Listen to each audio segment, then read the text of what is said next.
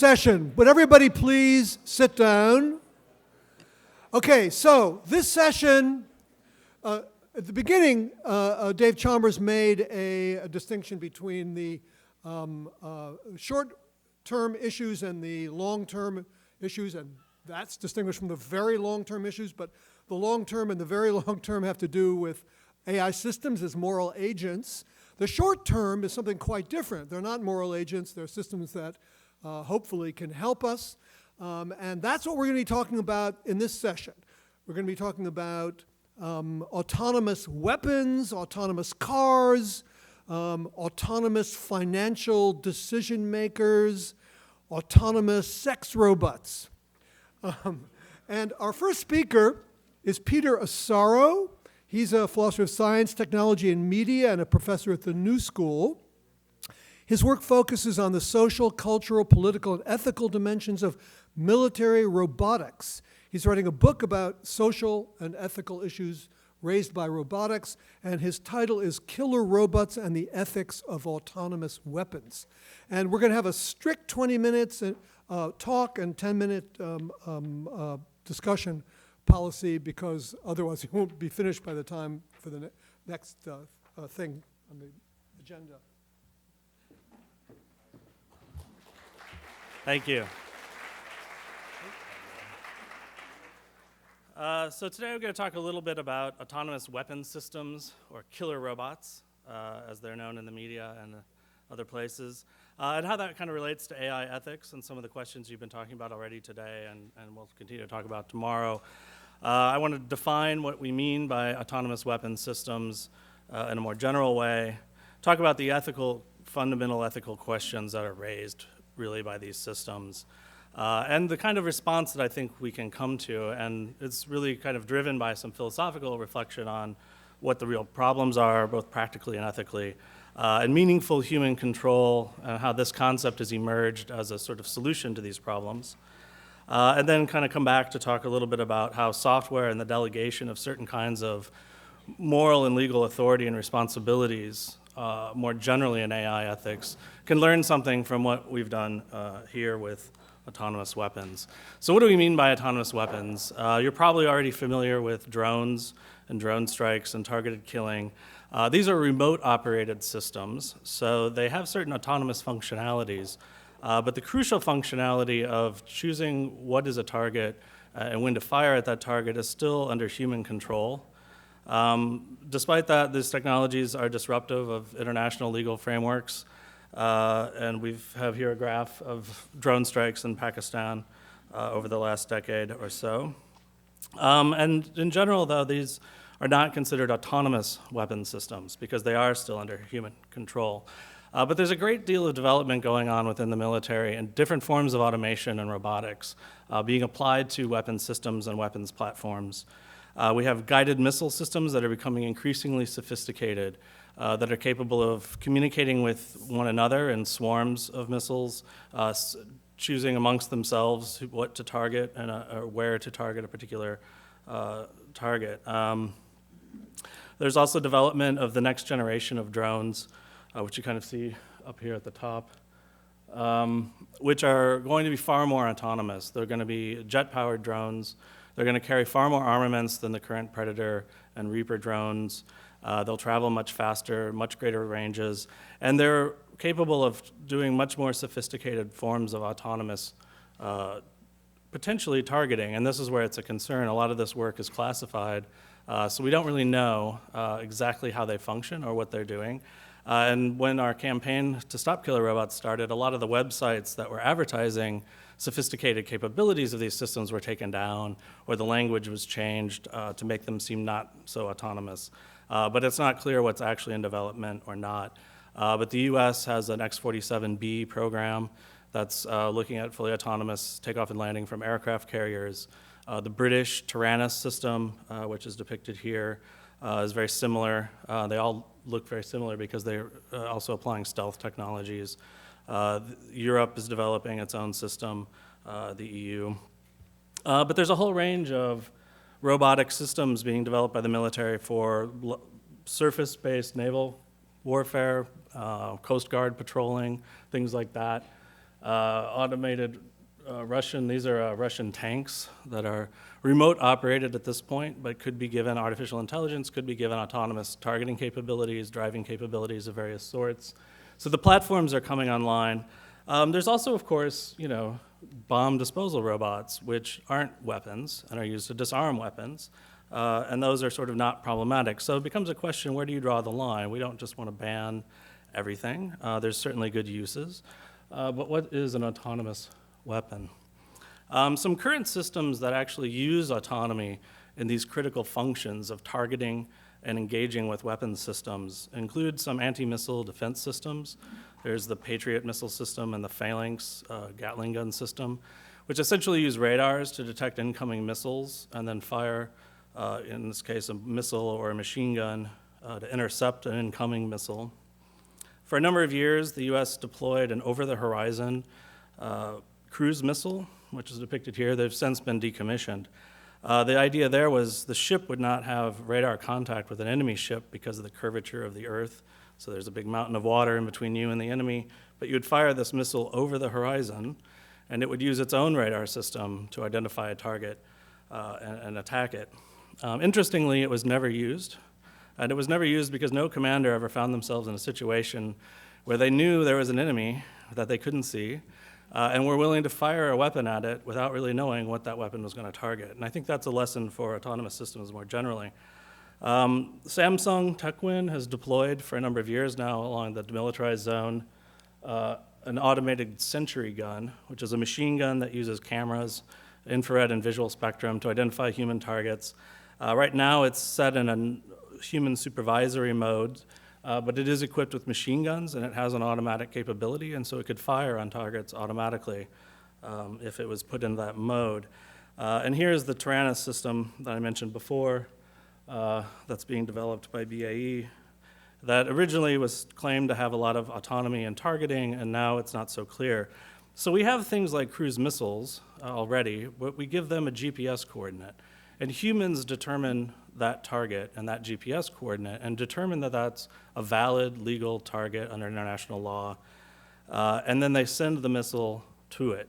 And the missile may actually make decisions on its own of the route that it takes in order to avoid obstacles and radars, things like that. But the humans are still designating the targets for these systems. These are more fully autonomous systems, the anti-missile systems, but they're actually only fully autonomous for a matter of seconds, where there's an incoming barrage of missiles, the system's activated.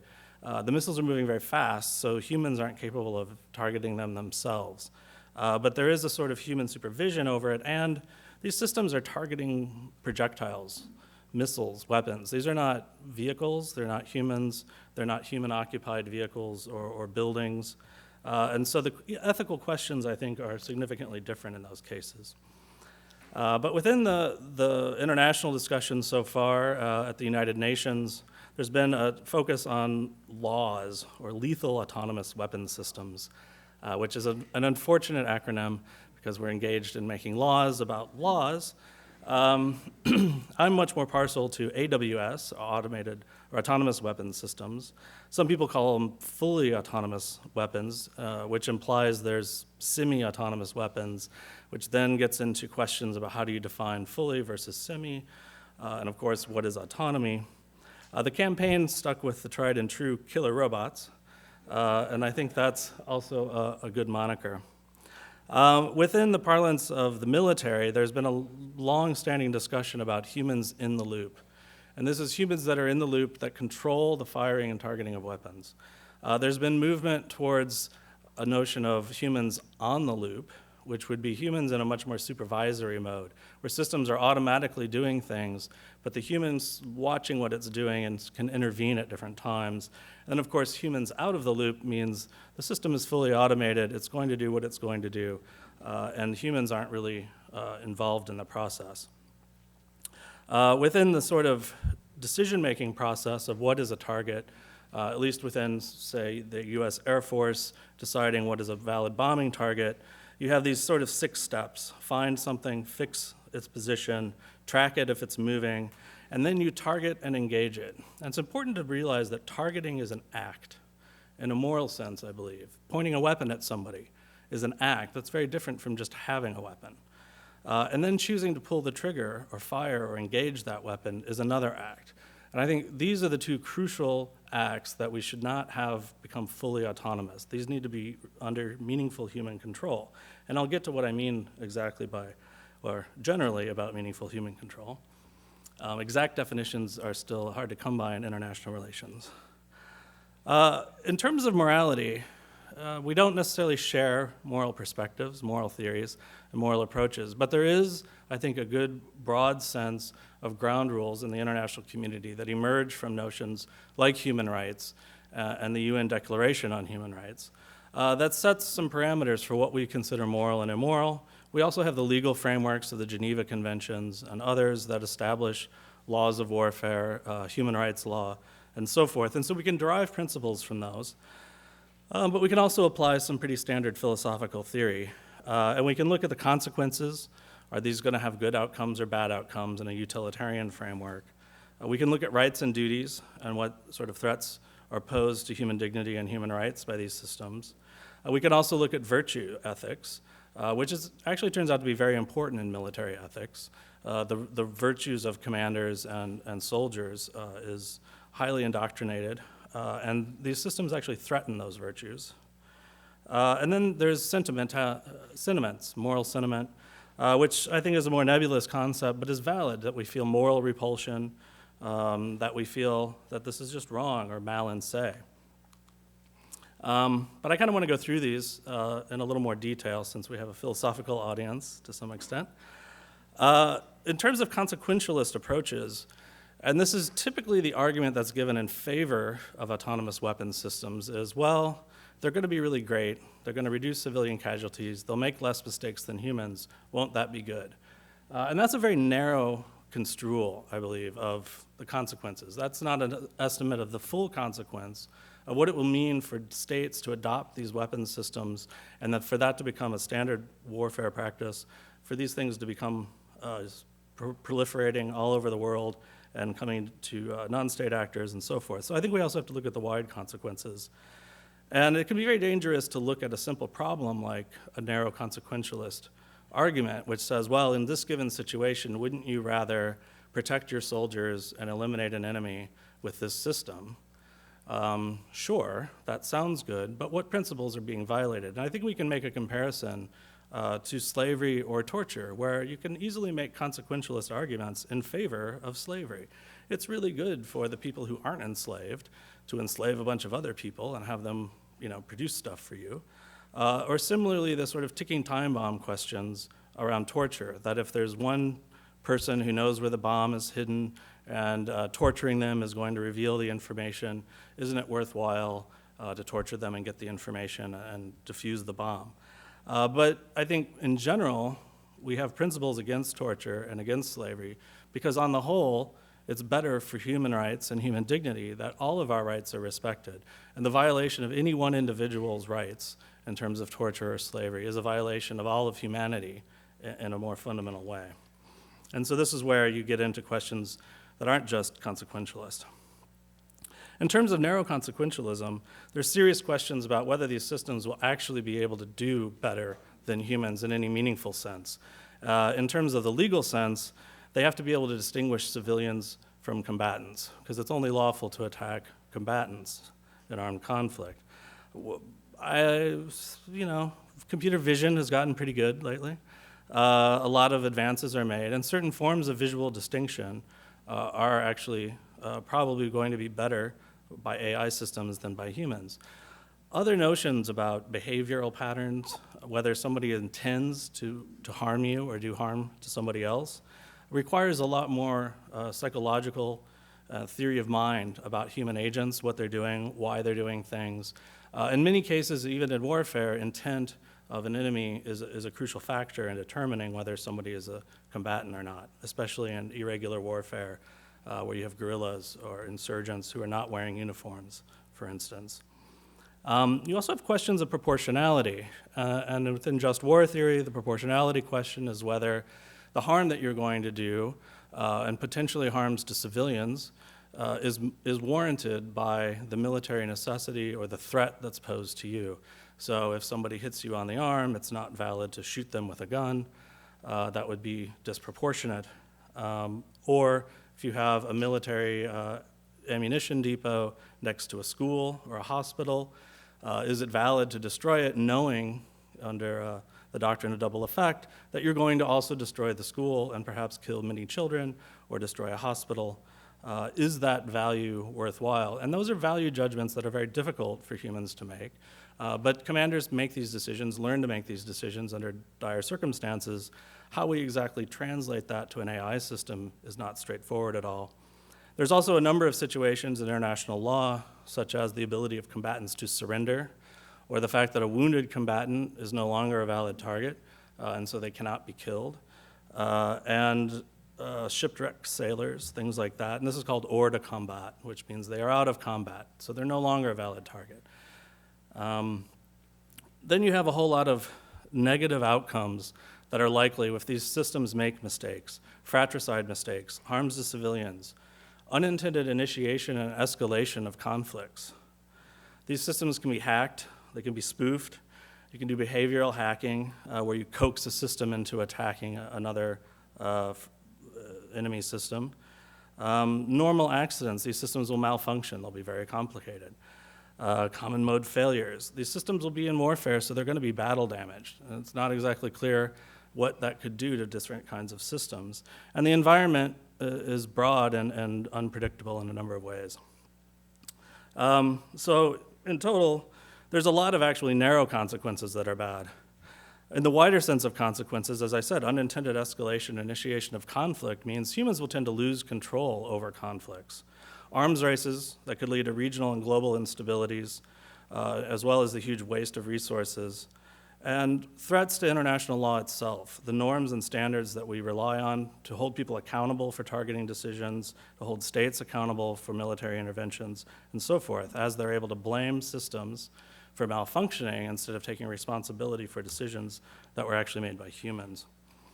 And then to get the argument that these systems are going to be great, we just should ask, well, what's driving that innovation? What are the mechanisms that are going to increase accuracy and precision and reduce civilian casualties? And are those operative for whom? What states? Because not all states are those operative. Is that going to carry when we have proliferation? Warfare is very different than cars. So we have class action liability. We can sue car companies. That improves safety over time. These sorts of lawsuits aren't permissible in international law. Victims cannot sue the manufacturers of arms straightforwardly. So they don't have that kind of accountability and responsibility. So I don't know that we should expect the technology to be driven in that direction. But then we get to the fundamental questions, I think, of human rights and dignity, and whether it's morally justifiable to allow these systems to kill. And I think the answer is no. And I think it's because it matters how one is killed. We retain dignity, we retain human rights, even when we're liable to be killed in international conflict. That cannot be arbitrary, summary, or extrajudicial. There has to be a human being who's a moral and legal agent who makes the determination that that is a justified killing. And if you don't have that, then it's an arbitrary killing. And so in this sense, for the stupid AI systems out there that are not moral agents, that are not legal agents, all of the killing that they will do will be arbitrary. And as the special rapporteur for arbitrary, summary, and extrajudicial execution said, it's mechanical slaughter. So this is improper because they're not legal and moral agents. It also undermines responsibility in a more fundamental way, because as individuals or commanders use these systems, they don't know exactly what they're going to do. They become more and more unpredictable as they become more sophisticated. And so psychologically, they feel less responsible for what those systems are going to do. So they don't internalize responsibility in the same way psychologically. And from the legal perspective, they aren't as easy to hold accountable. For war crimes, you have to prove intent. If you don't really know what a system is going to do, there's no specific intention, it's almost impossible to prove that intent. So meaningful human control, I believe, is the way to go as far as trying to regulate these systems and think about how we control them, which is a complex term that involves several parts. Part of that is positive control. You actually have to have control over the system. The system cannot be out of control. But the system has to allow a human to actually exercise their moral agency. And that means being able to call off an attack when they see that it's necessary. It means actually warfare is an act of creating meaning. And automated systems will just perform algorithmically. They're not going to necessarily generate any meaning. Humans are generating meaning.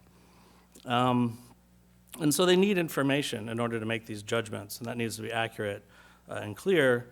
But if you are just, every time a target is selected, a light goes on, you press a button, you have no idea what's going on, that's a sort of meaningless form of control, and it's just nominal human control.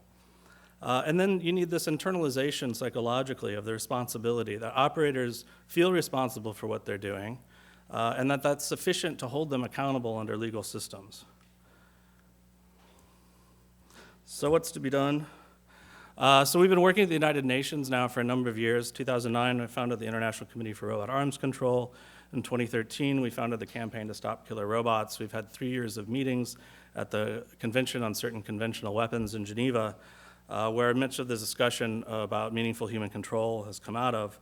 Last summer, there was a letter from scientists sponsored by the Future of Life Institute, where thousands of AI and robotics researchers joined in support of banning fully autonomous weapon systems. And hopefully this coming spring, we're going to see the meetings at the UN elevate to a new level called a group of governmental experts, which would have a mandate, hopefully, towards moving to treaty discussions. And we believe new law is actually necessary in this case. There's nothing that explicitly prohibits autonomous weapon systems in current law. However, I think it's implicitly the case. Certain weapons reviews might make that necessary. But current weapons reviews are quite insufficient for the complexity of systems. What would it mean to test a system to verify its legal compliance? And what we really ultimately need is a norm that would be established. And that norm would also apply, I think, more generally to automated systems that have control over people's lives. And I think that's where it comes back to some of the other questions around AI and ethics. And I've sadly run out of time. But thank you for listening.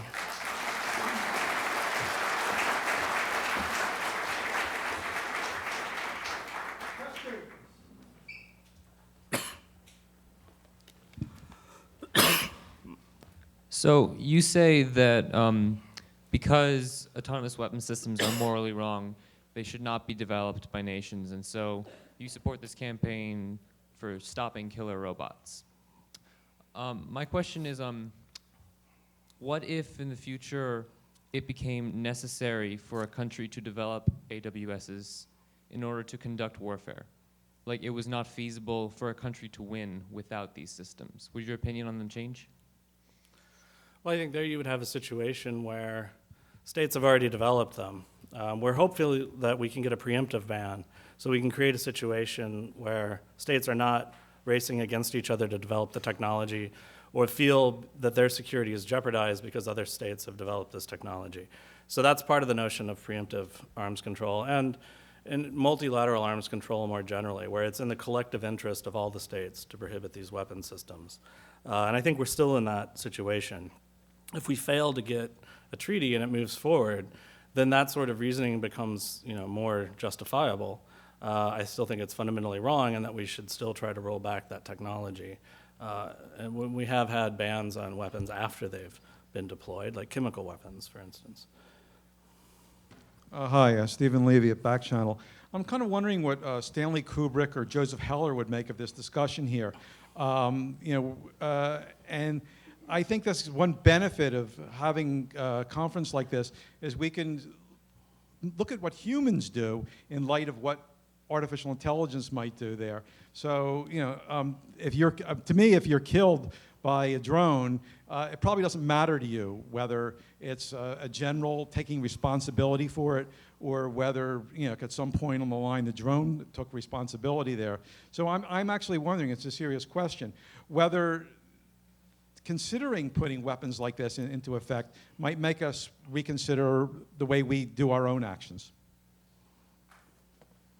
Yeah, I think that's a valid point. And I think in terms of how the discussion has evolved at the United Nations, previous humanitarian law disarmament campaigns have focused on specifically the effects of the weapon systems on civilians. And campaign's a little bit different because we're really focused on the decision processes and the justifications for using weapons or force at all.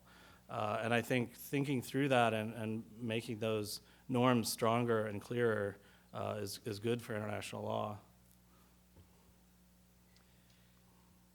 So I want to make one point. So you actually showed some BAE Systems weapons. The Taranis comes from BAE Systems. So their chairman back in January declared that his company would not make fully autonomous weapons, that they were fundamentally wrong, and he would never allow his company to build such weapons. So I think that's an interesting data point in this debate. You mentioned on one of your slides weapons of mass destruction, but could you expand a little bit on what you meant by that and why that's relevant to the debate? Yeah, thank you. I do think it is interesting that the BAE Systems and other roboticists and other robotics companies have come forward, ClearPath Robotics in Canada. And I think in terms of the weapons of mass destruction, the critical thing to think about and what constitutes a weapon of mass destruction is a small action by a small number of individuals resulting in massive devastation. So whether that's chemical, biological, nuclear, and I believe robotic at some form, that you would be able to, in the way that a single person can release a virus on the internet that can infect thousands of computers, millions of computers, and have global effects. As you have robotic systems networked into these kinds of global networks, a single individual will be able to launch massive attacks that result in massive destruction, and it's a weapon of mass destruction. And I think that's incredibly destabilizing globally, whether it's states or rogue states that are getting these, or whether it's cults and non-governmental organizations who are getting this, and non-state actors and terrorists and so forth. Hi, my name is Rien Kalman. My question actually builds on your previous comment on rogue states or individuals. So could you make the argument that developing these kind of weapons would be sort of defensible as a defense mechanism? So let's say an individual, I recognize it's hard now for one individual to build a thing like this, but maybe 10 years from now it would be relatively easy. What's your view on sort of the defensive stance against something like that? Well, I think the moral question turns on whether the system is ever authorized to target humans. So I think there's ways to permit missile defense systems, for instance, that are targeting missiles or non-human, material. Then it becomes a question of risks to humans and minimizing that risk, that you accidentally target an aircraft or a vehicle or a building of some kind or a person. But as long as it's a human, then the moral question is there. And I think whether it's offensive or defensive, this distinction is very difficult to make when you look at a weapons system outside of a missile defense system. So I don't think that's necessarily the best way to frame it.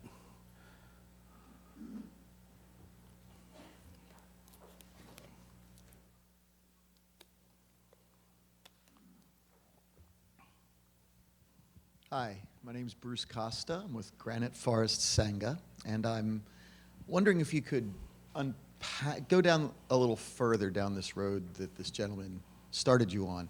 So it's not the drone, it's the automation of the drone, right? So how have you thought about how you would construct a law that would enable me to know that another country has utilized automation, and how could you keep that genie in the bottle?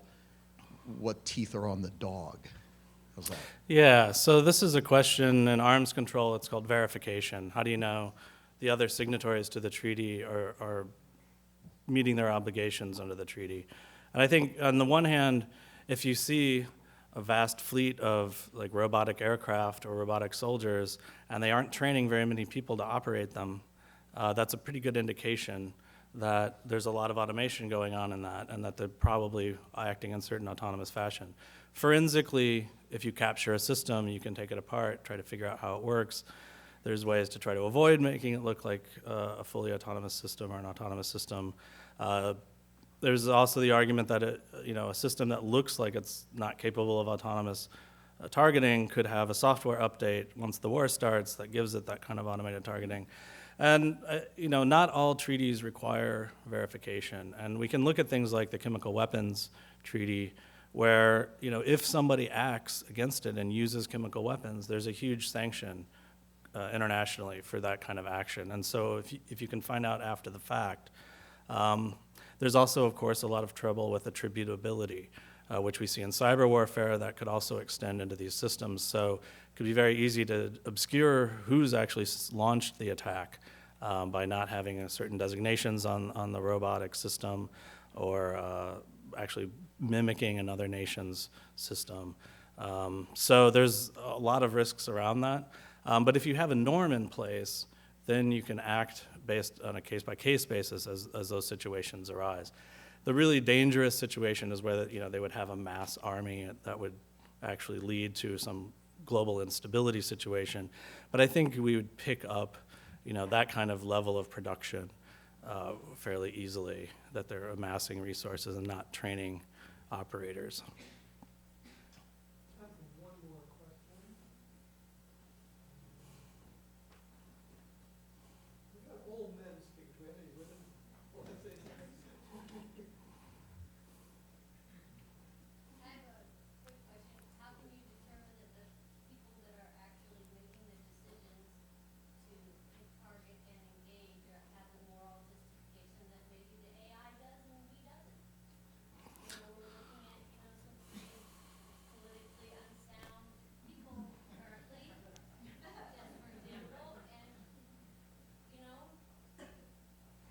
Yeah, I think that's a. Yeah, so for the live stream, the question is, how do you know that the people making the decisions actually have the moral justification for firing on a target? And in many cases, they don't, right? They're just given an order to fire on a target. They may not actually have access to that information, but the person giving the order should. And I think if we think about designing systems for meaningful human control and actually making it a positive obligation in the treaty, rather than saying, don't build an autonomous system, you say every system you build, you have to demonstrate the meaningful human control of that system, right? It has to be apparent in the operation of the system. So you wind up then encouraging the design of interfaces that provide that information, because it becomes tangible that you can prove that it's a meaningfully human controlled system. Thanks, Peter. Thank you.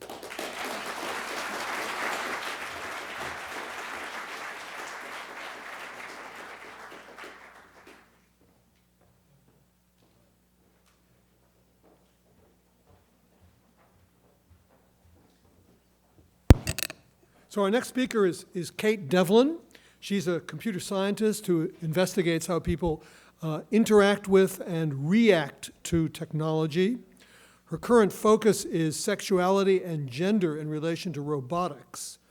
She's a senior lecturer in the Department of Computing at the University of London, and her topic is the ethics of artificial sexuality.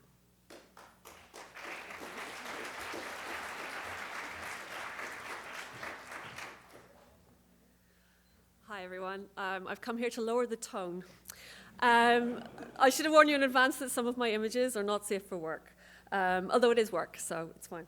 Okay, so this seems like it seems like quite a trivial, humorous subject, and it is in many ways, but it also has resonance and depth of importance when it comes to the research into this, because sex robots, as the short for sexual companion robots, they are happening, and they will be part of the future.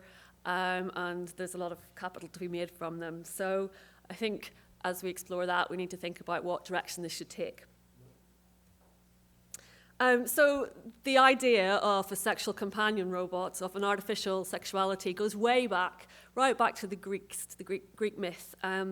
Top left there is the representation of the Pygmalion story, where the sculptor Pygmalion made himself a beautiful, ideal woman, brought her to life with a kiss, and she became his wife.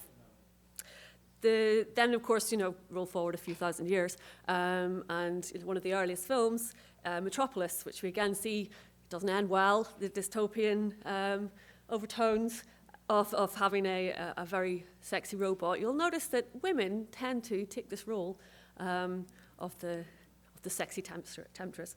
And also in sci-fi, in books like Demon Seed, where we see, again, it goes a bit wrong. So, interacting with machines, having relationships with machines, never seem to end well in sci-fi. These are not sex robots, okay. Especially not Paro. Don't do that to Paro.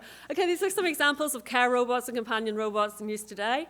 Telepresence machines in hospitals, Robert, who is a nursing home carer, robotic helper, and Paro the seal that everyone loves, who's fluffy and cute, and a lovely companion to old people. Back in the 90s, in the first wave of virtual reality, we were promised that we would have this incredible new sex life starting in the world of teledildonics. This was the anticipated future. This did not happen. I think that's a good thing. However, it's going that way. And so now we see the second wave of VR, and actually one of the big marketing points on this, one of the big applications for this is porn. And there's a lot of stuff out there already, and it's probably going to be a driving force behind the technology, which has happened with many other aspects of technology with the porn industry, like streaming video or credit card transactions. This is an example of one of the interactive co-located sex toys from a company called Kiru, a Dutch company. And they make the couple sets where you have a vibrator and a fleshlight, which is an artificial vagina. And one person has the vibrator at their location, the other person has the fleshlight at theirs. And the movements of the vibrator are echoed and simulated in the movements of the fleshlight so that people can be remote from each other but still have sex. I did have it was a video, so I got sent one of these to work to my office. And I had to tell everyone that this is really for work. And so they take a long time to set up if this is not done in the spur of the moment. And it's all done via an app, of course. And I did start to wonder what would happen if I put one inside the other at the same time in case it sort of triggered the singularity, but that didn't happen. But this is just a very quick video of it, if it will play. Maybe I can't play it. If I can't, that's not a problem. I don't know. Anyway, it basically, the tube has a series of sort of 9 motors inside that contract at different rates. If I do that? There we go. Thank you. It's not a Mac, so I can't work it. Okay, so you're not actually hearing it. It goes wah, wah, wah, wah. It's like it would put you off. So this is the idea. This is where sex tech is going at the moment, into this kind of and it's big business. And there are a lot of people, a lot of companies getting involved with that. On to the actual sex robots as they exist today. Top left, we have what is the Roxy True Companion. That's Roxy with a triple X in the middle. And this is what they're selling you. They're selling you this scantily clad woman writhing in ecstasy, but the reality is actually the small picture underneath that. And I think that's a very good example of the uncanny valley, because the level of kind of revulsion, it's hard to get over that, to find this as sort of an acceptable human substitute. That's not to say that sex robots need to look human. We've done some surveys at different events and some sort of vox pops in the street. And what we find is people have said things like, oh, well, yeah, I'd have sex with a robot, but only if it looked human and had hair. And then someone else saying, oh, no, not if it looked human. I couldn't do that. So it's interesting, the attitudes. We want to do a more wide-scale survey to find out exactly what people want. Raildoll is the company there on the right. They provide very lifelike human-sized, real-sized sex dolls, essentially. Although they say it's not just for sex, you can have one for companionship as well. And they do say that they get bought by a wide range of people who use them for people who have problems meeting others, For people with disabilities, that mean that their sex life is restricted. And they have said that one of their most popular requests is to embed AI into these dolls so that they can have a sex doll that responds to them. And they're working on that. They claim it will be released by the end of the year. The end of the year is approaching, and I haven't heard any updates on that or what form it will take. But this is seen as being the next step in developing these. So very briefly, one of the things that interested me in this subject when we started was the idea of, first of all, in the more classic AI sense, the idea of sex as a fundamental goal-oriented behavior, a driver of cognitive processes, but also at the same time, it's a very embodied experience. It's a fundamental component of sociality, and therefore possibly in cognition as well. So perhaps we could have, classic AI and in activism getting into bed with each other, literally, with this attitude. So, but that's not what I'm going to talk about. So I'm not talking about that today. What I want to talk about are the ethics and implications of these. So are AI systems themselves potential objects of moral concern? According to two academics who last year set up the campaign against sex robots, they say yes, it's a huge concern. I've never found out if any more than 2 academics got involved with this campaign. It's a bit narrow, so their kind of motivation behind this is based entirely on the fact that they, looking at David Levy's work back from 2007 when he wrote Love and Sex with Robots, he took quite a stance that it was like prostitution, that you had a transaction, that you were using a robot in place of buying sex, and he saw that as leading to a kind of utopian vision where no one would ever be harmed through sex work. And one of the founders of this, she's very adamant that this is a terrible model. And I share some of her concerns in that she thinks this could lead to objectification of women. And there is concern there, but at the same time, the current field of sexual companion robots is entirely that heteronormative, made by men for men thing. And yes, if you're going to say that's how it's going to develop, then it is in some ways damaging. But I'm saying let's break that mold. That should not happen, and we shouldn't be banning technology when we haven't even explored it. Not this stuff anyway, that poses no risk to life, we hope. One of the things that I look at, this is for anyone who watches Futurama will recognize this. Futurama is an animated show. It has a robot in it called Bender, and the robot is male. Because we gender technology all the time. We talk about males and female robots in sci-fi. I think in the last Star Wars, BB-8 initially started as a girl droid and then changed some way through now, I think.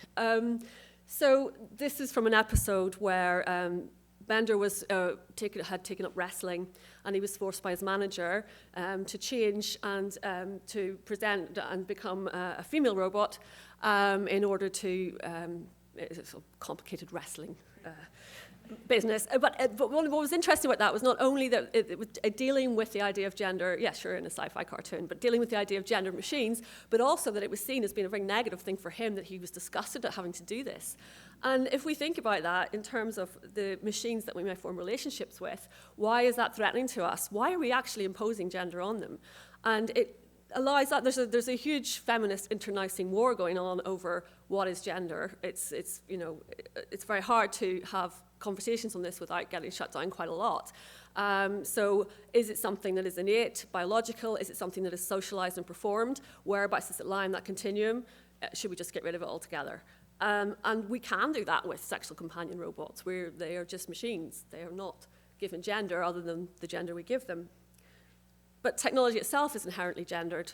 The technology we use every day, the smartphones that fit in your pockets if you're a male and have pockets in your clothes. Women's clothes tend not to have those pockets. It's really quite annoying. Things like pacemakers, when they were first created, they were designed for the male body. It was like, I think, 30 or 40 years before a woman got a pacemaker. So this is going on anyway, so this is the time to get in and address those issues of gender. Okay. This is happening, whether or not the campaign against sex robots succeeds. It's already happening in that on the right is is the contract for Pepper the robot that was created by SoftBank, a Japanese emotional companion robot, and it was written into the contract. I cannot read Japanese, but I have a translation.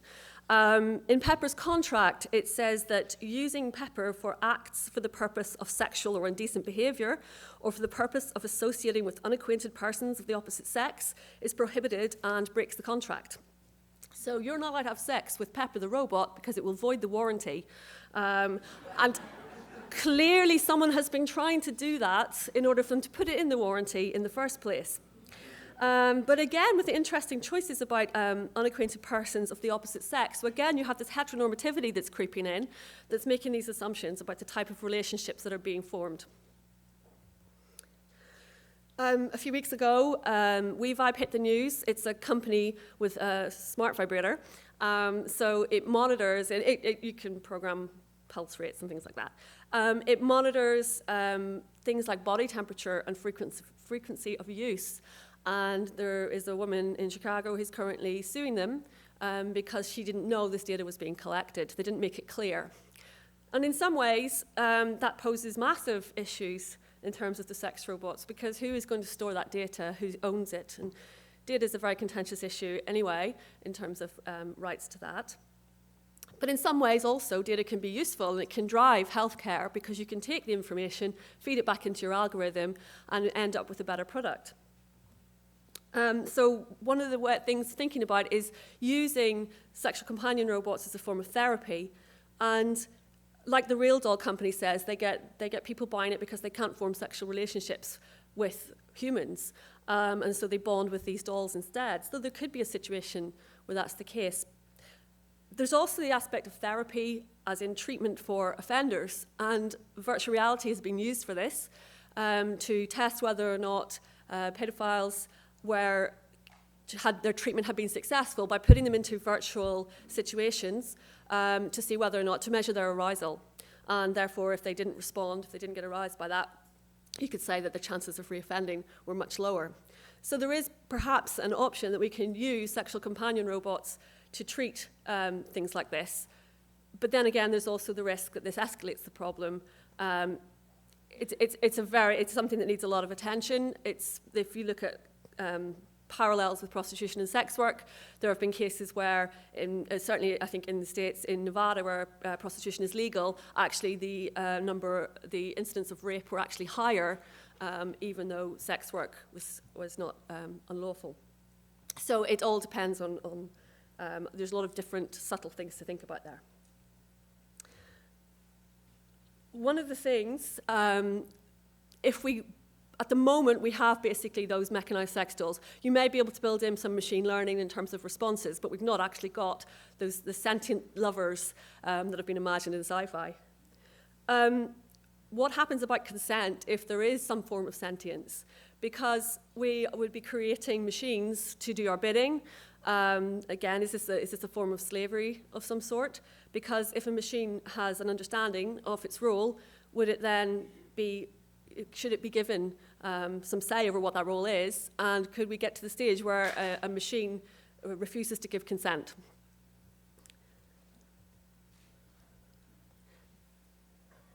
Finally, what if machines form relationships with other machines? If we extrapolate into that idea of sentience between them, sure, perhaps it's time for us to actually give up interacting with the machines and letting them interact with each other. And actually, that's not so far-fetched to think that there could be robotic sex that actually leads to robotic replication, because we, as humans, we don't actually need to have sex in order to procreate. This can be done now through other techniques like IVF. So could we see transmission of data, transmission of information through something that is analogous to a sex act in machines? Okay, I'm just finishing off now, just to say that this has now become much more topical within the past year. And there are a lot of questions that remain unanswered, even though it seems like such a trivial thing to think about. There's actually massive implications in terms of law and policy. We're running a conference on this in December at Goldsmiths in London. So yeah, I hope that in a very short space of time, I've raised some of the issues that I think actually might be of concern moving forward. But what's for sure is that this is definitely going to happen. There's no getting away from that. Whether people think it's a good thing or a bad thing, it's already out there. There's already demand for it. And looking at the way that VR porn has taken off, sex is always going to be a market force. And I think we should prepare ourselves for that. Thank you.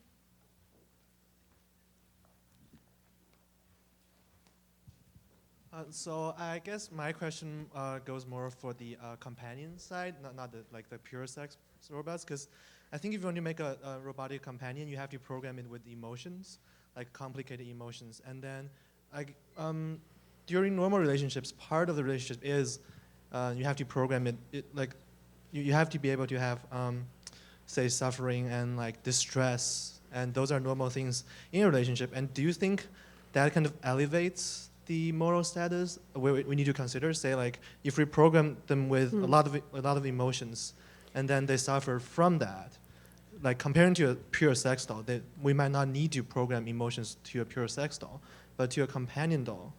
Yeah, I think that is a really valid point, that if we have a machine that we can that gains that level of sentience, then yes, it's going to be problematic if we give it negative emotions. But at the same time, I don't necessarily think that a companion robot needs those emotions. I think love can certainly be a one-way thing, and attachment can be a one-way thing. And certainly the sort of companion robots in use in care homes like Paro, people can get very attached to that without ever receiving anything in return. Hi, I wonder, thanks for the great talk. I was wondering if you could speculate a little bit about the impact of cultural differences in different markets on the kind of near future of this industry, and also, I guess, gender norms across the world. Yeah, I think in terms of the near future, it's very different. It's a very niche development area at present, but there's a lot of parallels with the sex tech industry, which is becoming a lot more female-dominated. There's a lot more out of this kind of male heteronormative role. I think certainly the sex tech community that I work with, it's very positive and very inclusive, and it's sort of moving away from this. Well, it's the sea of dudes that was mentioned earlier. I think it's going away from that, the reason I bring up the parallels with the sex toy market is that the sex toy market is worth $15 billion worldwide.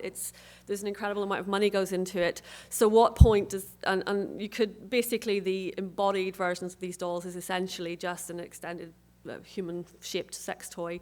So I think that we'll be looking there to see developments, and I think we'll be moving away from this really sort of, female, beautiful, seductive trope that's being used at the minute.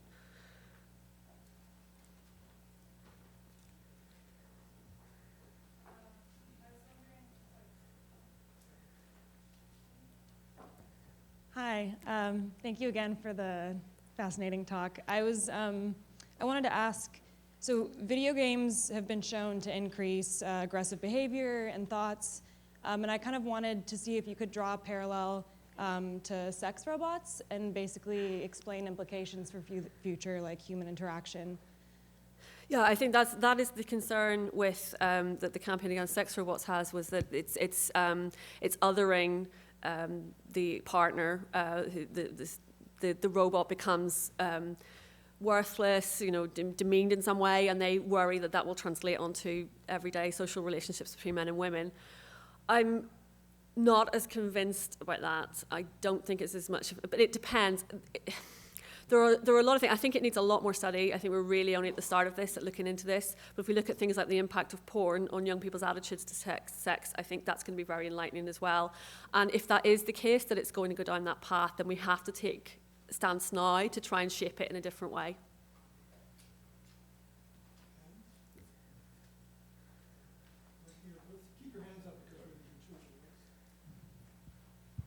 Hello. First, thank you for the talk. I was wondering, how do you think feminism could sort of contribute to artificial intelligence? I would really like to see much more women be involved in AI because of this this issue that we are shaping it currently in a very, the stale male pale way. And I think that I think that it's time for women to be much more involved. And I would like, it depends. I mean, there are going to be a number of different feminist opinions around this. I think there's room for everyone to explore it, and I think it's a very democratizing thing. The technology, the idea that we have a companion robot as a blank slate should in itself be fairly democratizing, because we can put our own ideas into that, provided that everyone gets a say, and that's going to be the problem.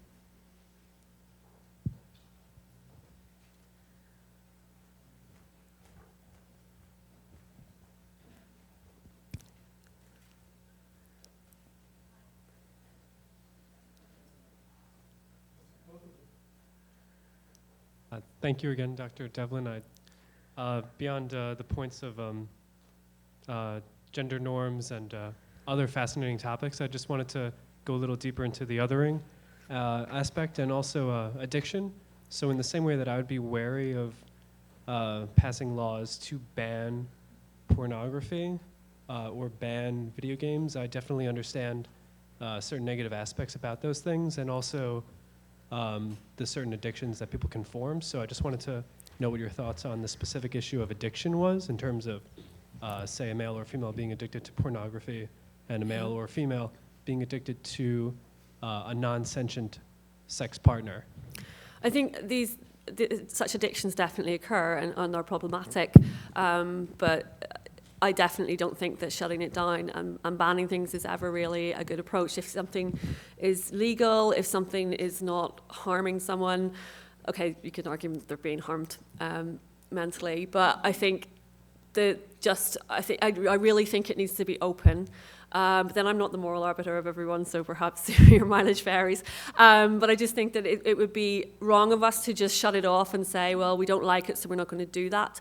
One of the things I'm very interested in is the attitudes to technology over time. And we see at so many crucial events in history, we see opposition to new technology, like the printing press, like looms in the Industrial Revolution. And it's natural for us to be scared of the way technology is going, but actually with any kind of disruptive tech, we do get amazing benefits as well. And so I think the benefits will hopefully outweigh the negativity around that. Thank you. I wanted to ask you a question going from reality to artificial intelligence. I have 2 patients whose husbands were plastic surgeons and implanted them with breasts. And I could see, and we also have penis insufflations right now for men with impotence. So I could see implanting artificial devices of artificial organs onto people rather than robotically, which would be controlled remotely in some way. And I could see that that would be another danger. If we can do breasts, if we can do penises, why not vaginas? I mean, et cetera. And to satisfy another person's desires rather than necessarily a person who has to submit to this. Yeah, I see your concern with that, definitely. It's interesting because there is a wave of the idea of cyborg and people doing biohacking and body modification. And that's interesting, as you say, about doing it for someone else. That is definitely, it becomes an abusive thing. And I think that's definitely something to be wary of, yeah.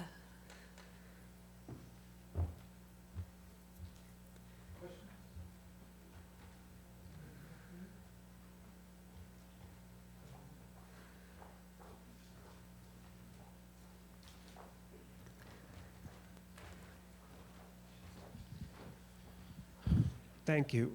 Dr. Devlin, I believe that masturbation is fundamentally immoral, and I'll offer 2 reasons here. One is you're fooling yourself into thinking that you're doing something you're not. You don't have any actual chance to reproduce, but that's what you're telling your body. And the second reason is that it is the selfish misuse of a faculty which is intended to be used selflessly for another.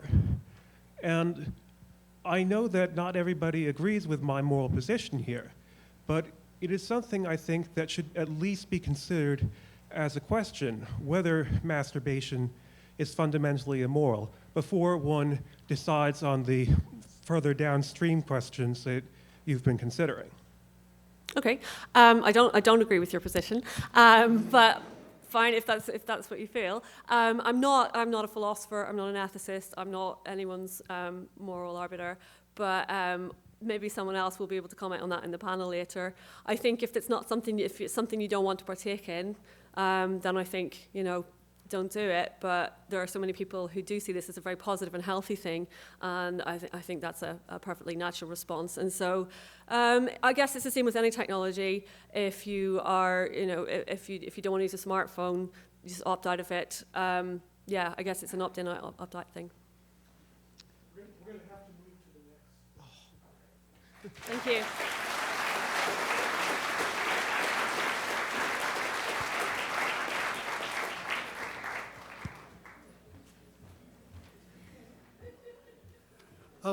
Our next speaker is Vasant Dar.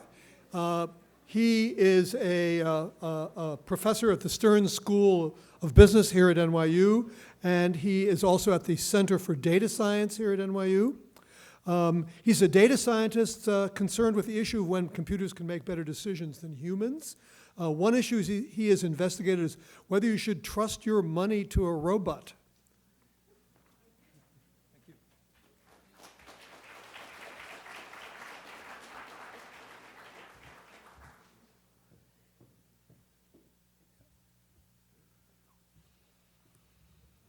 Thank you, Ned, and happy to be here. That's a really tough act to follow.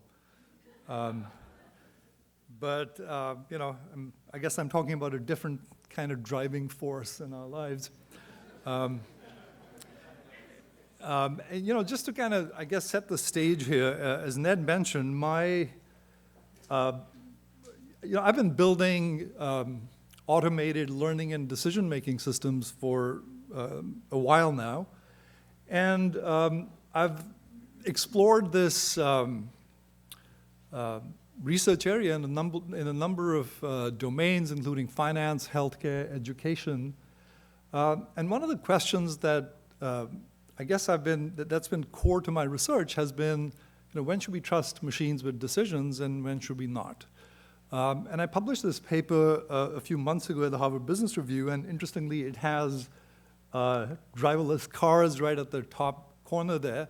Just to provide some context here, this is a framework that I came up with to explain to myself why I was willing to trust a machine with decisions in, let's say, automated trading or childhood support, but not in healthcare. And I basically laid out what I thought were two risk-oriented dimensions to trust. The x-axis is predictability. You go from complete randomness to complete determinism.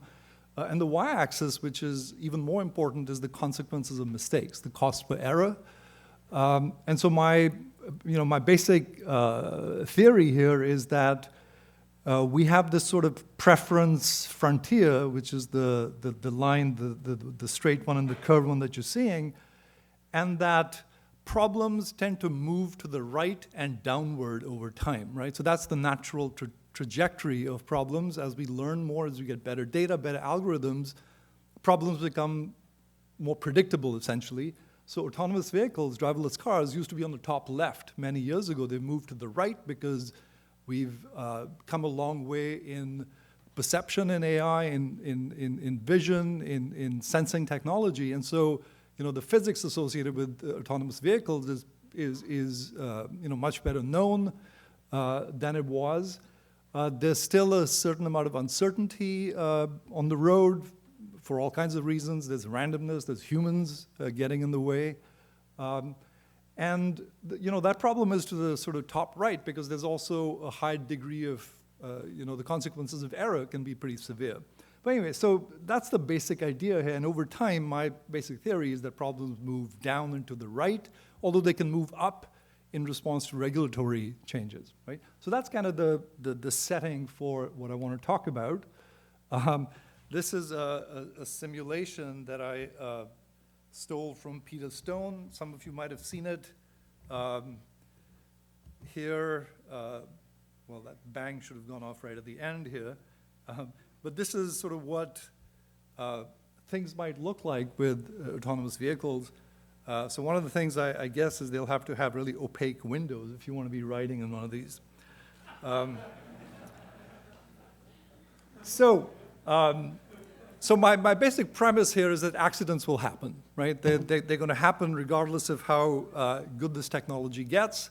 And so the question is, what do we do about them? How do we deal with accidents? And there's been a lot of discussion about the trolley problem and all kinds of other, very interesting discussions about algorithmic morality. I'm going to sort of sidestep those because that's not my main focus. I have something sort of much more fundamental and simple to say, which is that our accident laws and insurance pricing and judicial processes are essentially broken because they're based on outdated assumptions about data, right? And that's what I'm going to lead up to here.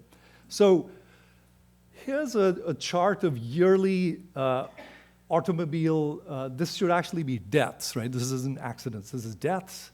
So they went down during the recession, interestingly, but they've been creeping up again. So almost 40,000 deaths last year in the US, over 4 million injuries, over 400 billion in damage costs alone, and that's just damage costs. And almost 95% of these accidents are the consequences of human error. Road rage, exhaustion, you name it, right? So most of these things are happening due to human error, and there's a lot of discussion around the fact that AVs will tend to be safer and better for us. So I've gone and looked at sort of the literature on the cost of accidents, and there's a really interesting book by Calabresi, and he makes the case that costs include not just the cost of damages, but the costs of prevention as well. So all signage, all kinds of other things also factor in to total costs. Establishing fault is really hard in accidents. And since justice is hard to establish, we focus largely on efficiency. Now, before I go forward, I just want to take a quick poll here. How many people in this room know at least one person who's a terrible driver? As I thought. All right. I'll come back to this point a little bit later, right? So we've focused on lowering costs of administration, efficiency, all that kind of stuff, speeding up claims and payments, which is great because our experience in the 70s was that things were just getting caught up in court. It was impossible to establish fault. So a lot of states, including New York, adopted something called no-fault laws so that no one's assumed to be at fault.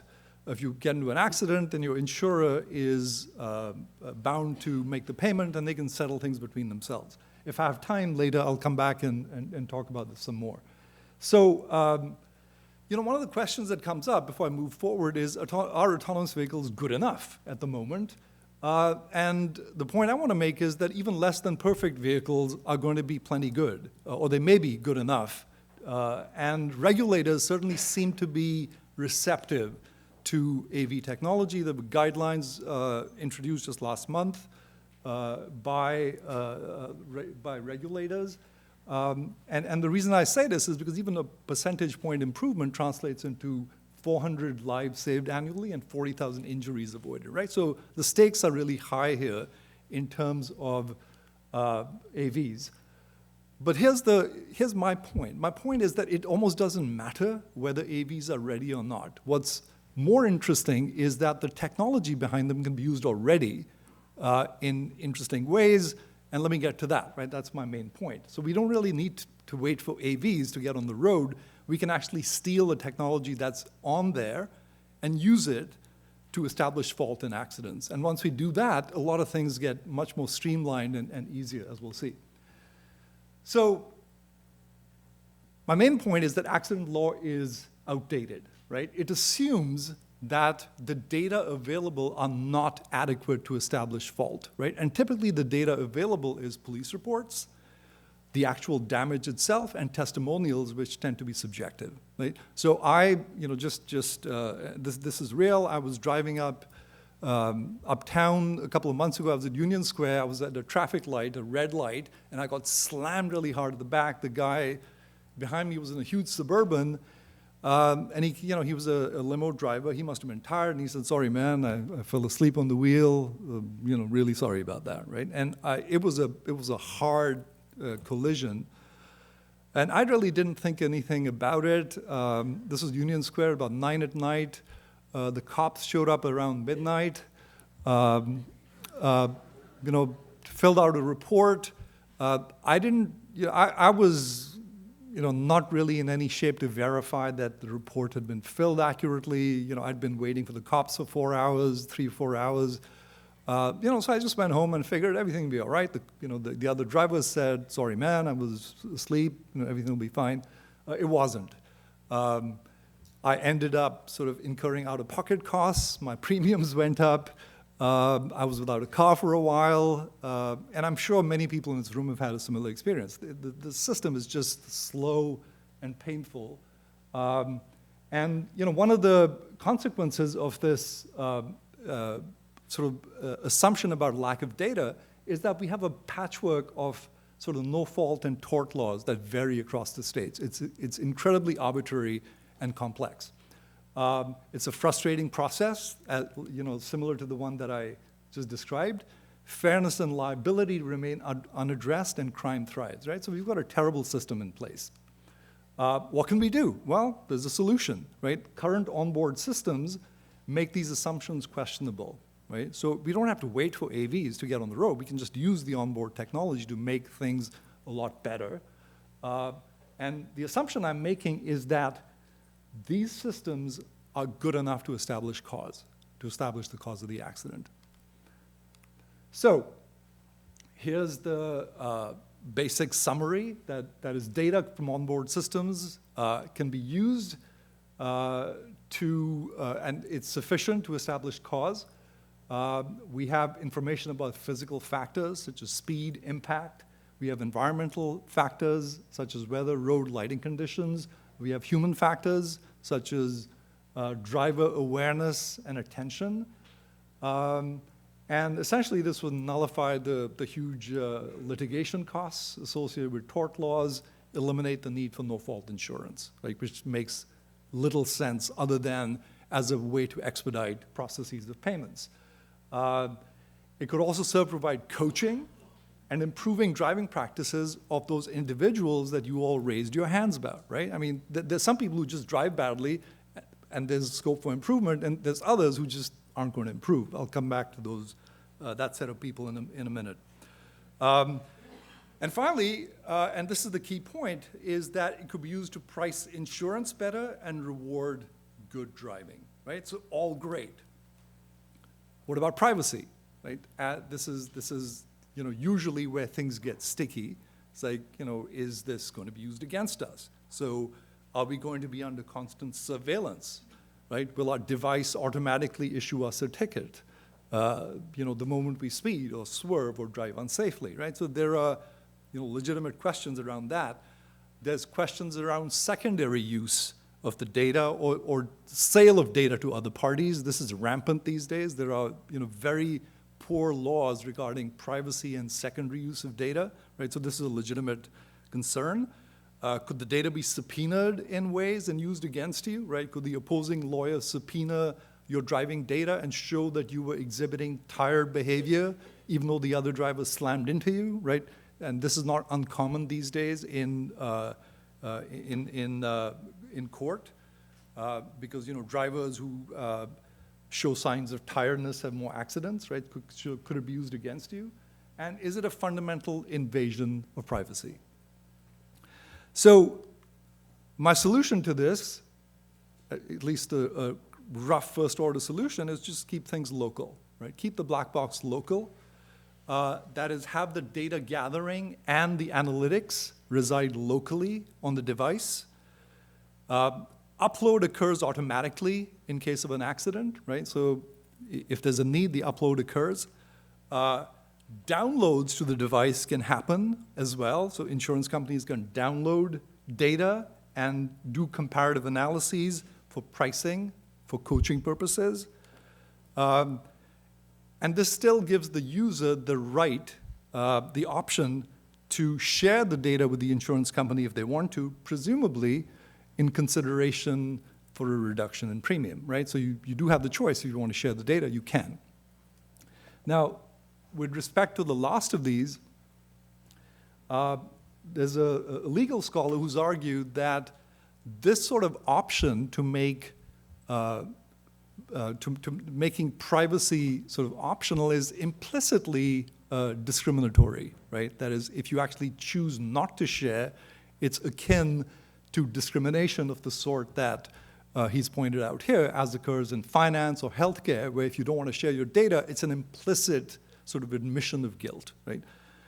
I think the analogy to driving is a little bit harsh here, and maybe not entirely as severe as this quote makes out to be, for a number of reasons. I think, for one, I think we have a lot more control over the way we drive, or we can improve our driving behaviors. It's hard to improve your health overnight. If you have a condition, it's much more difficult to control your financial situation overnight.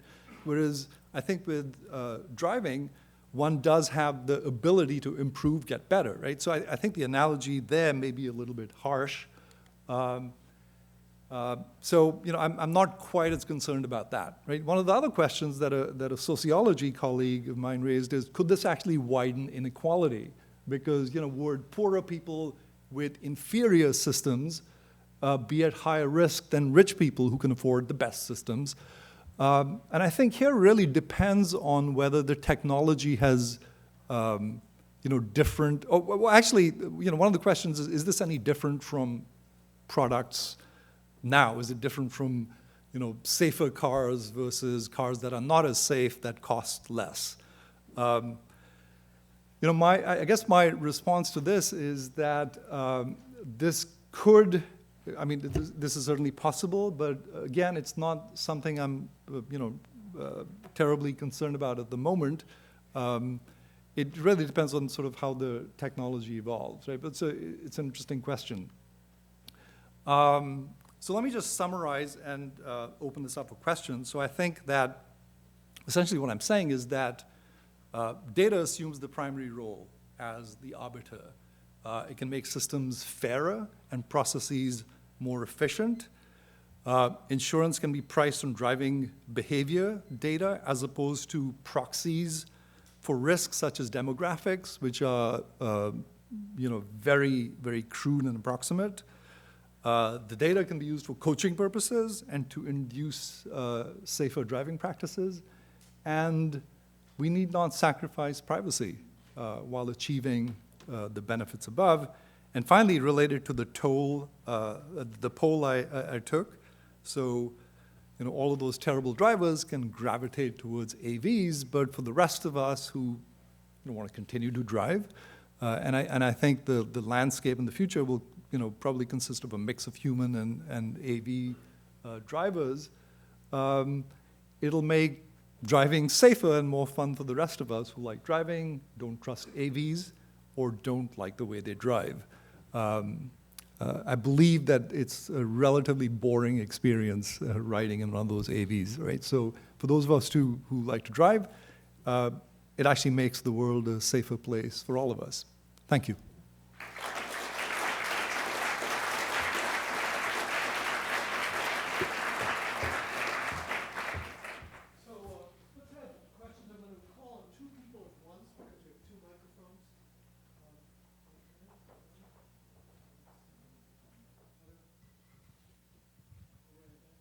Regarding your, one of the graph you showed early on in your talk, cost versus predictability, the points that you selected made a kind of sort of sense to me, but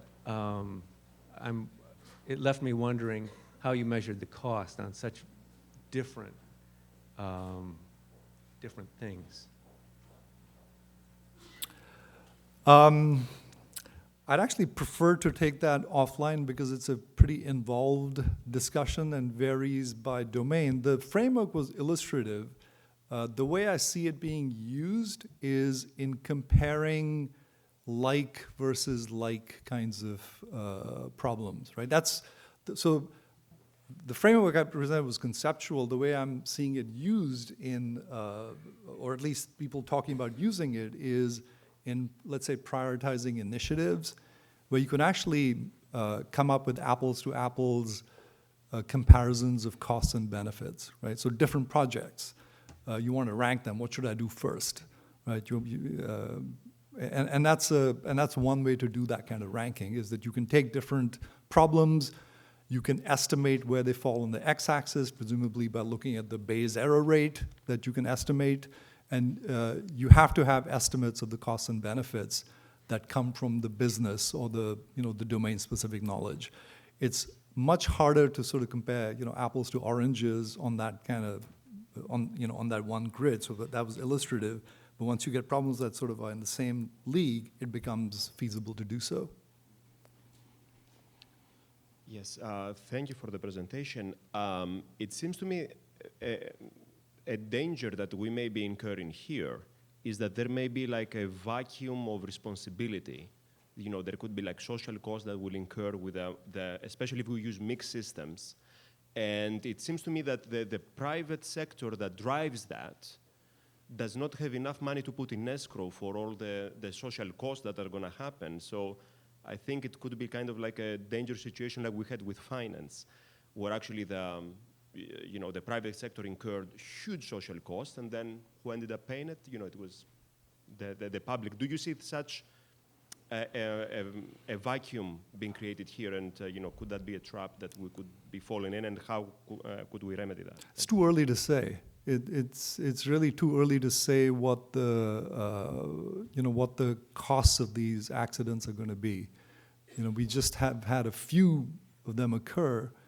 I suspect what's going to happen is that we're going to sort of increase our zone of comfort very gradually in this arena, and just become. Our degree of ambition, I think, isn't going to go from 0 to 100 overnight. I mean, I think this is going to take a while to play out, and it'll play out gradually. So I think it's too early to say, but I would expect that not to occur.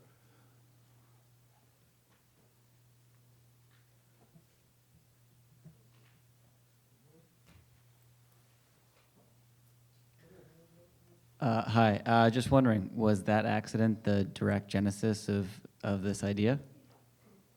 No. Okay.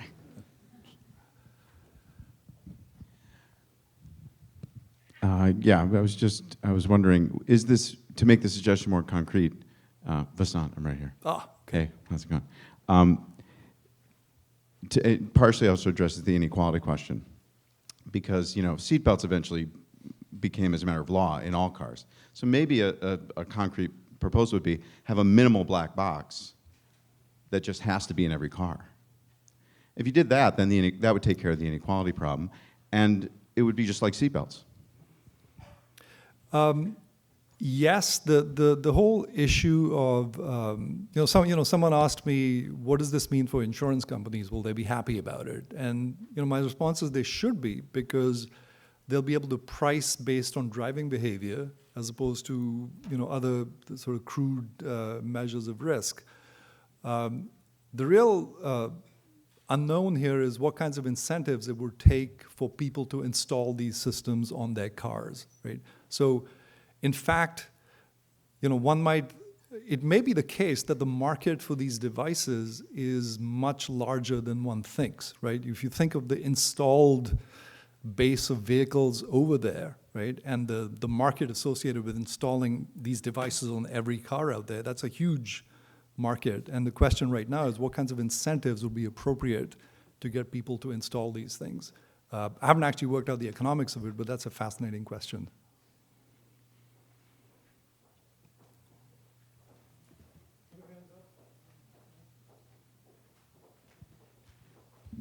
And I know in some countries, like Russia, for example, where there's a lot of bad drivers and a lot of corrupt officials, many people put dash cams in their own vehicles just to protect themselves. And I'm just wondering if in that spirit, if someone could put out an app that runs on your iPhone, since it has accelerometers and GPS, and just keeps recording it, if people could themselves choose to use this as evidence to defend themselves in lawsuits or in court, and maybe even give to their insurance companies if they want to, rather than wait for some expensive black boxes. I think that's already happening. I was coming back from JFK the other day, and the Uber I was riding in had all these cameras installed and all kinds of technology. And I asked the driver about this, and he said, "Yeah, I keep the data for a few days, and if nothing happens, I delete it, but I just keep it because I want to protect myself." So I think the trend is already there, and it's a question of the technology becoming good enough and cheap enough so that you can just go buy one of these things and put it on your vehicle, and you're good to go. So we're already on the way there. Hi. So if the worry is to eliminate these quibbles, these very long entrenched quibbles that we can have over who's at fault in accidents, given how many incompetent or kind of medium drivers there are out there, I suspect what would happen if we had these black boxes, that we'd recognize that we're all, or many times people are partially at fault, or there are multiple parties at fault, or somewhat at fault. So wouldn't we then return back to this, like, who's more at fault and who's more at fault for what, and how do we kind of order these different aspects of fault? I mean, not really. I mean, if both people are at fault, then both people are at fault, right? I mean, that's something partially at fault. Sure. I mean, I mean, that could be the case, right? Both people could be partially at fault, and if that's what the data and the analytics reveal, then that's the truth, right? So there's a way of getting at sort of quote unquote the ground truth here.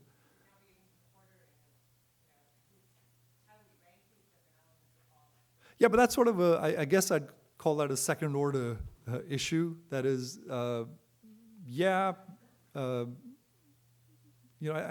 think we can solve. I think we can solve that one, right? There's nothing wrong with both people being at fault, and there's, it's possible that someone was more at fault and they should pay more than the other person. So.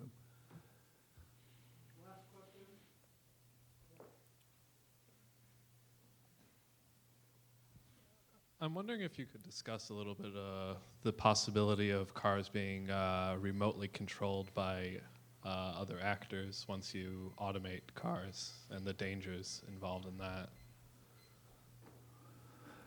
I'm not really the person to talk about this. I mean, I know this is a huge deal with people who are making these systems, security and the hackability of these kinds of systems, but that's not an area I feel competent to talk about. Thank you.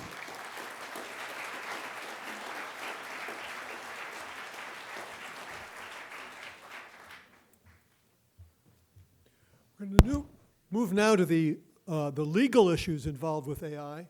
Our next speaker is Adam Kolber, who's a professor of law at Brooklyn Law School, and his main area of concern is health law, bioethics, neural law, and criminal law. And his talk is called Code is Not the Law, Blockchain Contracts and Artificial Intelligence.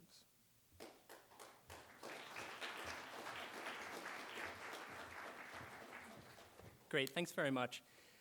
So back in May of this year, a new online entity formed. It was called the DAO, short for Decentralized Autonomous Organization, and it was kind of like an online investment entity run by this thing called a blockchain contract, and it was the darling of the New York Times, the Wall Street Journal, biggest crowdfunding event ever, raised $150 million. Things quickly went south, though. Just about a month or so later, someone found a bug in the code. They exploited a kind of loophole in the contract, and they were able to drain about $60 million worth of value from the DAO. And these were not necessarily high net worth people in this. People may have borrowed money from their grannies, that sort of thing. And so this was pretty devastating to a lot of people. Interestingly, there was a way of remedying this problem. They could neutralize the force of the attack, but there was a certain cost to it, because a group of people, it's hard to know exactly what percentage, but a group of people were adamantly opposed to making this change because they said, look, we run based on these online contracts, and the contract code is the law. And what this person did, who you might call a hacker, they might say, no, it wasn't a hacker. It was just someone who exploited a loophole in the contract. Why? Because the code is the law. Okay, so I'm going to say that the DAO is kind of a cautionary tale from an AI perspective. Why is it? Well, it's a cautionary tale because we had hundreds of people who gladly ceded millions of dollars to a computer network with no central human authority, that's key, and there was no easy way to modify its software. Then there was a bug that led to a catastrophic result. Even so, many people were willing to let millions disappear rather than wrest control from this unruly software network. So I'm going to tell you what ultimately happened in the DAO. I'm going to hint at some answers to the question, is the code law? Should it be from a moral and legal perspective? And then say what I think all of this has to do with AI. So first, a very brief discussion of some of the technology here. So many of you have heard of Bitcoin, invented in 2008. Bitcoin users have these electronic wallets that contain digital currency Bitcoin. They can send them to others in exchange for goods and services. These transactions get relayed through nodes all over the world, thousands of them. And ultimately, there are these Bitcoin miners. They get paid Bitcoin from the network to run these to solve these cryptographic problems and then package transactions into these things called blocks. The important part of that story is that there's no central authority, there's no single computer that's managing all of this information. It's highly distributed and it's very hard to control. And in fact, that's in many ways the benefit of this technology in many people's eyes, is that no central government is going to run it, no central government's going to eliminate it, but of course there's another side to it.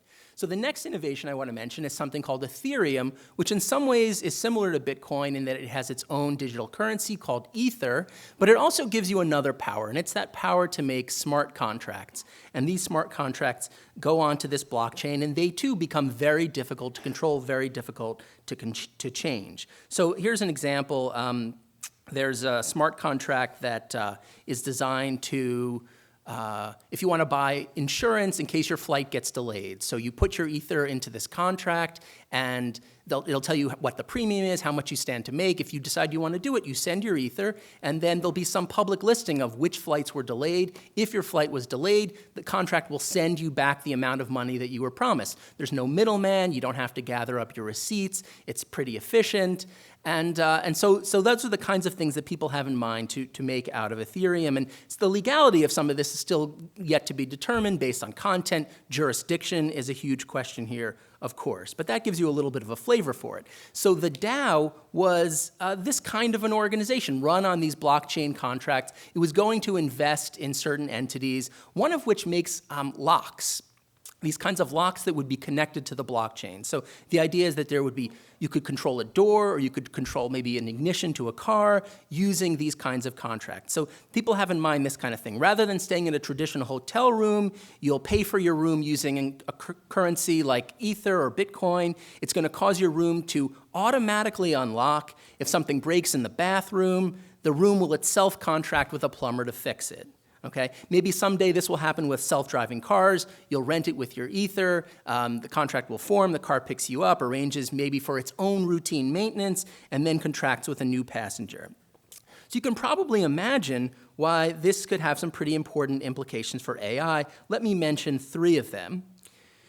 We already live to some extent with an Internet of Things. Your lights and your thermostats, they may be connected to the Internet, and many predict that we'll eventually live in a world of increasingly intelligent sensors and devices. So smart contract bugs, like the one that they found in the DAO, will not mix well with the Internet of Things. If the DAO imploded because of a bug that drained $60 million, smart contracts for hotel rooms can have bugs too. What happens when someone gets locked in their room? Will the code still be the law? What happens if a self-driving car crashes into another one? Will we still say that the code is the law? The second AI connection concerns what you might call artificial autonomy. So if you think about 2 big dimensions of AI danger, one might be how intelligent is this system?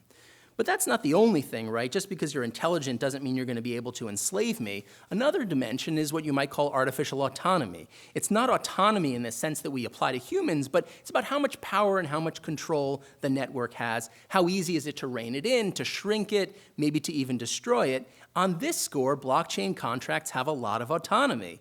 The first thing you see when you go to the Ethereum webpage, in big letters, it says, build unstoppable applications, right? That kind of sounds like something from a trailer for a bad AI movie. So here are two tales of Bitcoin, right? It's the least intelligent of the technologies I mentioned. One is that familiar story, Bitcoin's run by the people, that's the kind of story we typically hear, but here's another story. Bitcoin isn't run by the people. Bitcoin is run by itself, right? It pays miners Bitcoin in order to grow the network and keep it healthy and make it grow. So even though the Bitcoin network isn't that high on any test of general intelligence, as a matter of artificial autonomy, it's kind of high. And so relative to smart contracting, the dangers potentially just get even bigger. And obviously, it's just baby steps now. But at the heart of these technologies is this idea of a blockchain that many people think should be immutable. And if you change the code after the fact, then you're destroying this feature of immutability. The third connection to AI has to do with interpretive discretion. So pretty much any human that looked at the DAO's code would say that the person exploited, or the group of people exploited, some kind of bug. We don't know who it was. It's still anonymous. Now, in traditional human contracts, we have a kind of interpretive discretion. Certain kinds of things will void a contract, right? Certain kind of mistakes that people made. If a contract is unconscionable, that could void a contract as well. So these are the kinds of things that we're used to when we enter into contracts, and so it's a little bit of a foreign world to us when we're now dealing with these online contracts that are built by code. So there could be a role someday, if AI got much smarter, in interpreting smart contracts in accord with these traditional approaches that are used by courts. Obviously, there's no simple way to do this, and it raises what Nick has called the value loading problem. Namely, how do we get AIs to exercise judgment in human affairs in ways that are consistent with human values and won't in some way be misunderstood or corrupted by an AI? And the scope of this value loading problem actually depends on a prior legal question that doesn't really have a good answer, right? It's what is contract interpretation all about? If what you're supposed to do when you interpret a contract is just something about meaning, and maybe something about background conventions, then maybe the value loading problem wouldn't be so serious. But maybe what you're doing when you're interpreting a contract is something much bigger. It's not just about the meaning of the contract, but it's about thinking about social policy and ethics more generally. If that's the problem, then the value loading problem would be much more complicated. And of course, this is a matter that legal scholars have not themselves resolved. So let's look a little bit more directly at this question about the code is law. And it's very hard to say what the law would say about this. It hasn't come up yet in courts. It's a matter of first impression. Like I said, what jurisdiction would govern this? There are many pertinent legal issues that tend to rely, though, on background norms and intentions. So, for example, if you leave your couch out on the street in front of your house and someone takes that couch away, that's probably not theft. You probably had abandoned that couch, and there's nothing wrong with that. On the other hand, if you leave your car out on the street in front of your house and someone takes your car away, well, that's a form of theft. And part of what goes into that is a notion of what are norms of behavior, what do we think were the intentions of the people who left some property in front of their house. And that's the sort of thing that makes you feel like the way the law would look at smart contracts is not just by strictly thinking that the code is the law, but it's hard to say. There was this interesting case a few years ago of people who were cheating, well, I guess I already used a loaded term, right? They were exploiting an opportunity in video poker to get a lot of money out of the machine. It involved just button presses that anybody had access to. So maybe there really wasn't an unauthorized access, but they were charged with a kind of unauthorized access. And eventually the charges were dropped against them. But it does raise a similar kind of issue about what happens when you sort of follow methods of obtaining funds that don't obviously involve chicanery, but were not consistent with the expectations of the people who held the property. That's the kind of real-world analogies that I think courts would look to if they were deciding issues about blockchain contracts, including the implosion of the DAO. But again, blockchain contracts now are unique, and it makes it especially hard to say anything about the law because a lot of people, everyone, maybe not everyone, but a lot of people who were investing in this sort of know this philosophy that the blockchain is supposed to be immutable, that the code is supposed to be the law, and if you go to the Ethereum website, you'll see some language about that. And so there's an open kind of empirical question about what exactly were the expectations of the people who joined into the DAO. So I'll talk about that from an ethical perspective. It's worth mentioning that another viewpoint is a prudential perspective. What would you want to happen to the DAO if you were just an investor focused on your own self-interest? That turns out to be a fairly complicated question too. Another potential way of looking at this is just to think about social wealth maximization. That might be right, although I'm not going to talk about it too much. I'm going to say contracting, if there's an ethical issue there, it's probably something about promising. So let's suppose we focus on promising a bit and take that angle and consider the strong claim contract code should always be treated as the final word about the meaning of a smart contract. And I think that claim is false. It's too strong. So take, for example, someone who buys into the DAO at gunpoint, right? We might think that duress is something that would void that kind of a promise.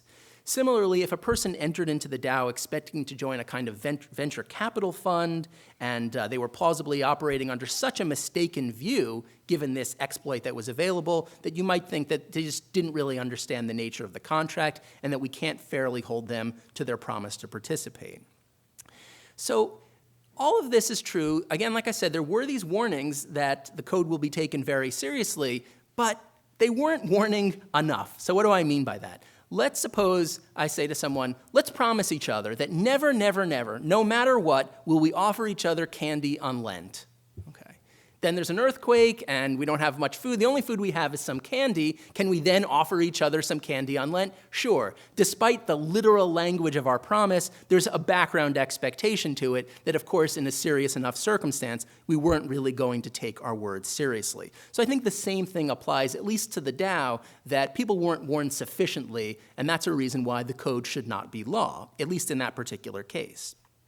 Another reason why you might think the code shouldn't be law is it's possible that even if some kind of contract code stayed fixed, perhaps there could be some change elsewhere in the system. Maybe a compiler changes and interprets it differently. I don't think it would be fair to hold people to the code anymore, given this change that they weren't really a party to and didn't sign on to. It wasn't part of their promise. So that being said, I think a weaker claim might be true. The weaker claim could be that contract code should sometimes be the final word about the meaning of a smart contract, maybe with some appropriate limiting conditions, such as the absence of duress or the absence of changes to the compiler, or such that there are very clear warnings that the code will be taken very literally, because that actually has a socially useful function, to be able to enter into an agreement where you know exactly what the terms are and exactly how it will operate under various circumstances. And to say that the code could never be law would actually be limiting our ability to promise to engage with other people in ways that you might think are pretty important. So what ultimately happened to the DAO?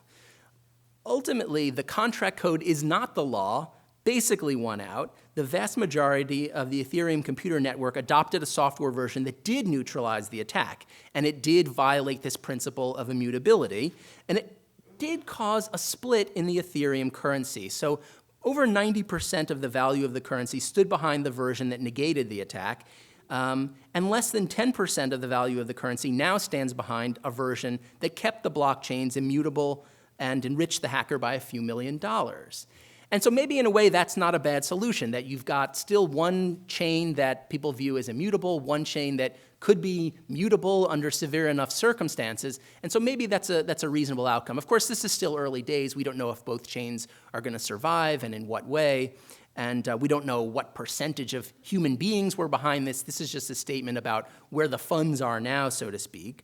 But the net effect is that the people who invested in the DAO mostly got their money back, but there was some cost, and some of this cost was spread out onto people who held this Ethereum currency more generally. So there was a social cost, most likely, to this decision. So I think the DAO is a cautionary tale.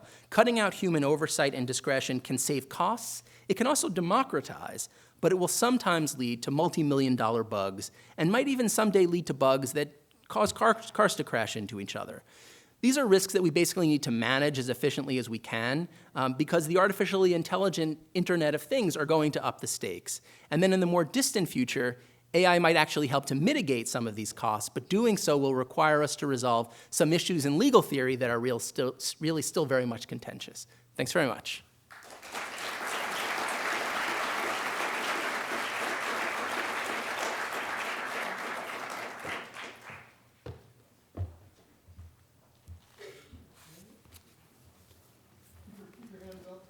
Hi, my question is, how does your viewpoint change if we're able to encode human remediation or like appeals processes or arbitration into the contracts on the smart chain? And how does it change if we're able to actually verify or provably verify those core components of remediation? Yeah, so anything that makes it so that the code is not the law is consistent with what I think would be a fair system, so long as people aren't properly warned that the code is the law. Any sort of human discretion is going to mitigate that worry. This was a very generous argument against the no forkers. It seemed to me that a lot of the people who were against the fork it was a lot of sort of knee-jerk libertarian, you're not the boss of me kind of arguments. One of the effects of the DAO is it made the whole cryptocurrency community look very immature and completely unprepared to handle these things. They don't have a basic understanding of contracts or autonomy or ethics.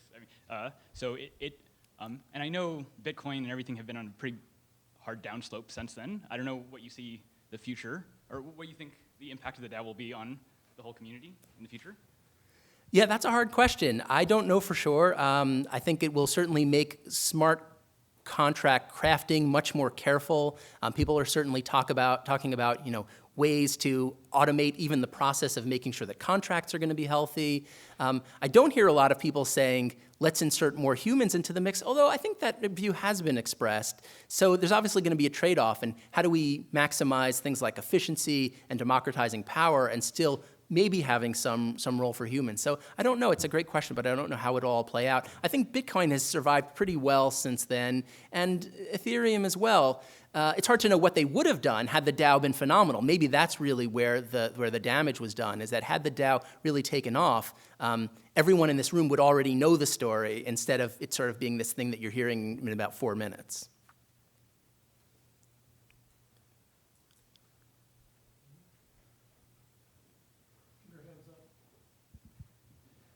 This is specifically on the currency. Can you speak a little bit to the basis of the cryptocurrencies in terms of, like, from a monetary supply perspective? The currencies are kind of analogous to a gold standard currency because they're limited through the mining process. But beyond that, if this were to scale, what would they be based on from a supply perspective, a money supply? Yeah, so in theory, there's only supposed to be a limited number of Bitcoin ever made. I think it's 21 million or just about.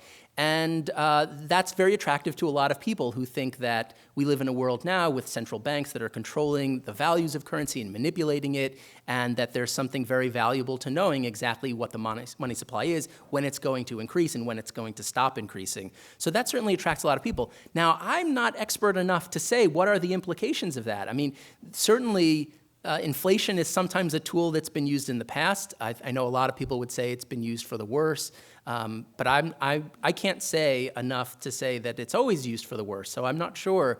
But it's certainly something that attracts people. And there's also something to be said about having a bit of diversity in terms of the forms of assets and currency that are available to people. So have some that are inflationary and controlled by central banks, and have some options that aren't.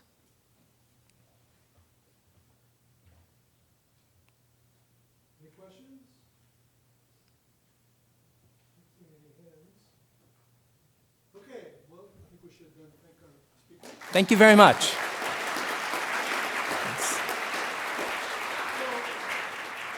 We'll now have a half-an-hour coffee break and be back here at 4, where we'll have a session on building morality into machines with Stephen Wolfram, Francesco Rossi, and Peter Railton.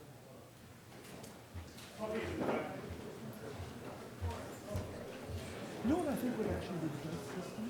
Would be is if you guys were there. What? Yeah, just deciding for yourself. I mean, I don't